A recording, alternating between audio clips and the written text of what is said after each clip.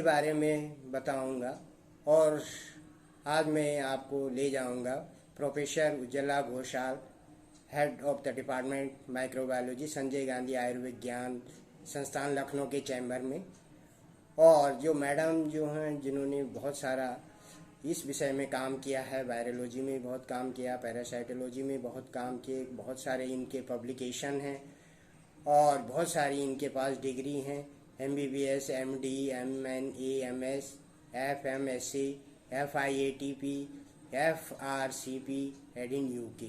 बहुत सारी डिग्रियां मैडम ने हासिल कर रखी हैं और इनके चैम्बर में ही आप जाकर विजिट कर कर देखेंगे कि इनके सर्टिफिकेट से ही आप अंदाज़ा लगा सकते हैं कि मैडम ने कितना काम किया हुआ है। तो आज हम मैडम ये आपको बताएंगी कि ये वायरस है क्या और इससे कैसे बचाव करना है, क्या सावधानियां रखनी हैं। तो चलें आज मैडम उज्ज्वला घोषाल के चैम्बर में और आप वहाँ पर देखेंगे कितना सुंदर चैम्बर है, कैसे मैडम ने उस चैम्बर को भी मेंटेन रखा हुआ और उन्हीं की जुबानी H3N2 वायरस की कहानी।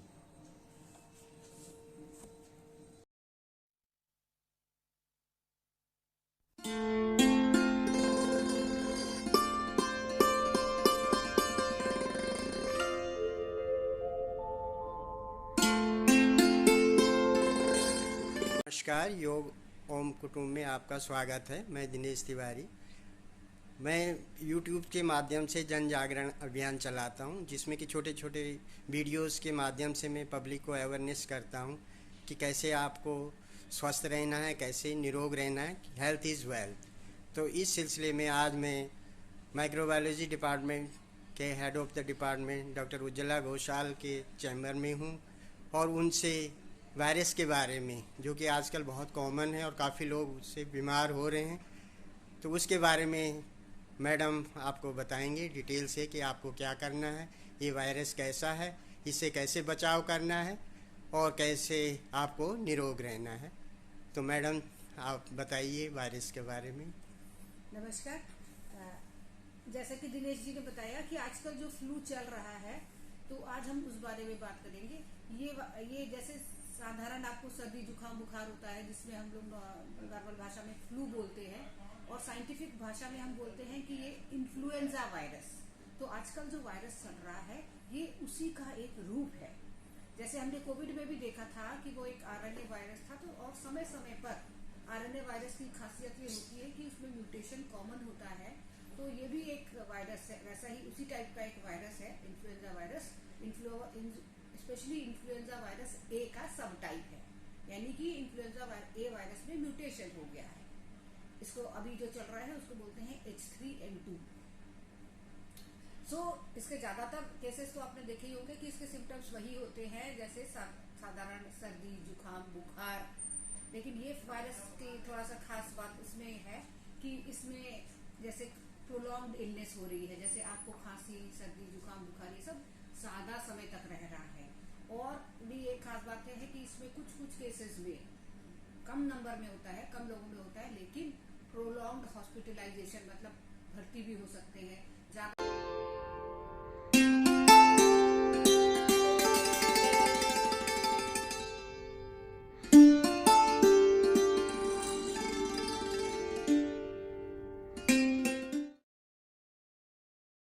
जैसे हमने कोविड में देखा था, हम एक टर्म यूज करते थे रेस्पिरेटरी एटीक्स, यानी एक दो तीन चार बातों का हमको ध्यान रखना है। एक तो हमको अगर इस तरह के कोई सिम्टम है तो जहां तक संभव है हम पब्लिक प्लेसेस में न जाएं, या हम पब्लिक प्लेसेस में हैं और यहाँ लोग ऐसे खांस छींक रहे हैं, हम उनसे दूरी बनाए रखें। ऐसे लोगों को जरूर मास्क यूज करना चाहिए, जिससे वो वायरस अपना तो बचाव करें, दूसरे का भी बचाव करें कि वो वायरस, क्योंकि जब हम खांसेंगे छींकेंगे तो ये वायरस हवा के माध्यम से फैल जाएगा और दूसरे लोग इससे संक्रमित हो सकते हैं। तो इसलिए हमें रेस्पिरेटरी एटीक का ख्याल रखना है। यानी कि हम पब्लिक प्लेसेस में खांसे छींके नहीं, हमको कोई सिम्टम आता है तो हम भीड़ भाड़ वाली जगहों में जाए नहीं और मास्क का इस्तेमाल जरूर करें। इसके अलावा हम अपने आप को, और भी इसमें सिम्टम्स हो सकते हैं कुछ केसेस में, जैसे GI सिम्टम्स यानी कि वोमिटिंग, डायरिया, तो जानते हैं, आप जानते ही कि उसमें काफ़ी शरीर से पानी की कमी हो जाती है, इसलिए हम खूब पानी पीते रहें, फल खाते रहें। ये सब उपाय करके हम अपने आप को इससे काफ़ी हद तक बचा सकते हैं। बहुत बहुत बहुत धन्यवाद मैडम, ये आपने बहुत ही सुंदर जानकारी दी। और इसमें कौन सा टेस्ट करना चाहिए कि हमें डायग्नोज करने के लिए कौन सा टेस्ट हम लोग करते हैं? जी, इसको डायग्नोसिस करने के लिए जो गोल्ड स्टैंडर्ड, अगर आप एक टेस्ट की बात करें कि एक टेस्ट है ना, तो वो जैसे कोविड में था वैसे ही RT-PCR test, real time PCR, वही इसका गोल्ड स्टैंडर्ड है। उसी टेस्ट के माध्यम से हमको पता चल सकता है कि किसी को इन्फ्लुएंजा वायरस है कि नहीं, और अगर है तो किस टाइप का है।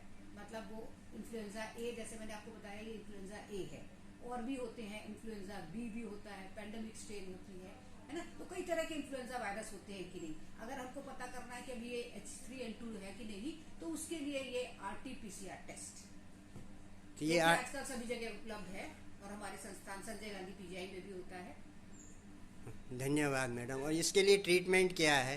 यदि जिसको हो गया तो ट्रीटमेंट क्या लेना चाहिए? हाँ, तो जैसे मैंने आपको बताया कि इसमें जैसे हम कहते हैं कि prevention is better than cure, यानी कि इसका बचाव ही सबसे अच्छा उपाय है ना। एक बार हो गया अगर, तो फिर हम ज्यादा कुछ कर नहीं सकते क्योंकि वायरल डिजीज है। लेकिन यह है कि अगर आपने शुरुआती दौर में, जैसे कि विद इन 48 आवर्स, जब आपको लक्षण जब आपको बीमारी हुई शुरुआत में विद इन 48 आवर्स अगर आपने ट्रीटमेंट ले लिया, तो उसके लिए एक ड्रग है, ओसेल्टामाविर उसको बोलते हैं, वो ले सकते हैं। अदरवाइज मैंने जैसे बताया, क्योंकि अदरवाइज अगर लेट हो गया तो फिर उसका सिम्टोमेटिक ट्रीटमेंट ही है, कि जैसे हमने कोविड में देखा था कि हमको खांसी, सर्दी, जुकाम ये सब है, उसका हम ट्रीटमेंट करें।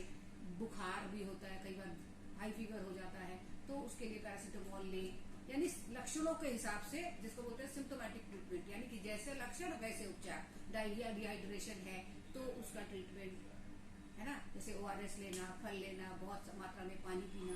और रियरली कभी इसमें सीवियर सिम्टम्स हो जाते हैं, न्यूरोलॉजिकल सिम्टम्स डेवलप हो जाते हैं, है ना, GI सिम्टम्स जैसे मैंने बताया। तो ट्रीटमेंट डिपेंड करेगा कि आपके लक्षण कैसे हैं। और एक बात और इम्पोर्टेंट है कि एंटीबायोटिक, साधारण सर्दी जुकाम बुखार है अगर आपको, जैसा कि ज्यादातर केसेस में होता है, तो उस दशा में आप एंटीबायोटिक ना लें, है ना। एंटीबायोटिक तभी ले जब बोलते हैं सेकेंडरी इन्फेक्शन, है ना, तब ले। जब बैक्टीरियल इन्फेक्शन सस्पेक्टेड है तभी ले, बैक्टीरियल इन्फेक्शन है खाली बिकॉज ये एक वायरल डिजीज है, तो इसमें अननेसेसरी एंटीबायोटिक्स का इस्तेमाल ना करें। ये बहुत सुंदर आपने जानकारी दी कि एंटीबायोटिक हमें नहीं लेना है। अक्सर लोग ये एंटीबायोटिक जो ही गले में थोड़ा सा भी खराश हो जाती तो एंटीबायोटिक लेने हैं, तो एंटीबायोटिक बिल्कुल नहीं लेनी। एंटीबायोटिक रेजिस्टेंट का क्या कारण है मैडम? एंटीबायोटिक रेजिस्टेंस के तो देखिए बहुत सारे कारण हैं, लेकिन एंटीबायोटिक मिसयूज, जहाँ जरूरत नहीं है वहाँ आपने ले लिया, तो वो इसका एक प्रमुख कारण है। Over the counter of drugs जिसको बोलते हैं, कि हमारे देश में जैसा देखा गया है कि आप जा सकते हैं और कोई भी दवाई की दुकान से दवाई खरीद के और खा सकते हैं अपने आप, कोई प्रिस्क्रिप्शन की जरूरत नहीं है।